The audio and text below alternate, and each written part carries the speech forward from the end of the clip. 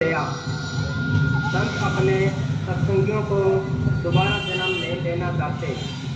वे चाहते हैं कि शिष्य के सारे कर्मों का भुगतान इसी जन्म में करवाकर उसे सतलोक ले जाए, परंतु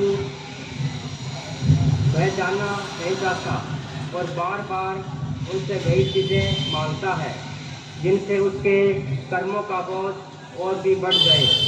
अक्सर और बाल बच्चे धन दौलत इज्जत और विषय विकारों के सामानों की इच्छा करता है और अपने तन की बीमारियां दूर कराना चाहता है।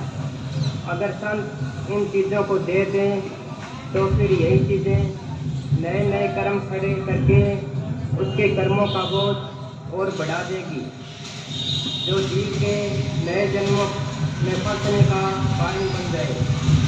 इस बेचारे को पता नहीं कि उसके सर पर तो पहले भी कर्मों का ऋण हद से ज़्यादा चढ़ा हुआ है, जिसका भुगतान करना जरूरी है। इसलिए इन प्रार्थनाओं को स्वीकार नहीं करते, चाहे वे इसके लिए कितना ही रोए चिल्लाए।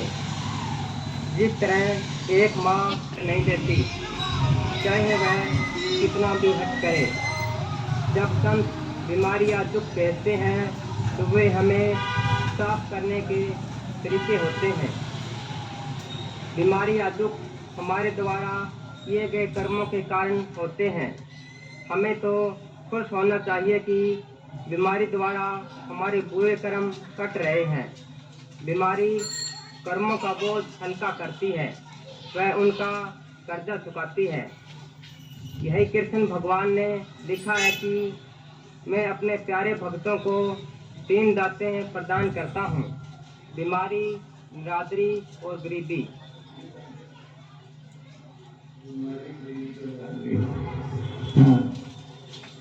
जिस प्रकार कोई माँ अपने बच्चे का फोड़ा चिराने के लिए उसे डॉक्टर के पास ले जाती है और ऐसा करने में उसका आशय बच्चे को कष्ट देना नहीं बल्कि उसे फिर से स्वस्थ करने का होता है, क्योंकि वह जानती है कि बिना इस कष्ट को सहे बच्चा स्वस्थ नहीं हो सकता।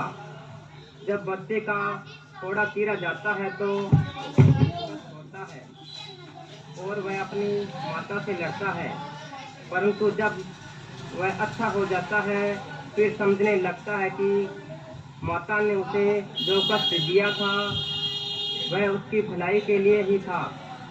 इसी तरह जब कर्मों के कटने पर हमारा अनुभव खुलता है, फिर पता चलता है कि जो संत कर रहे हैं वह हमारी ही भलाई को ध्यान में रखकर कर रहे हैं।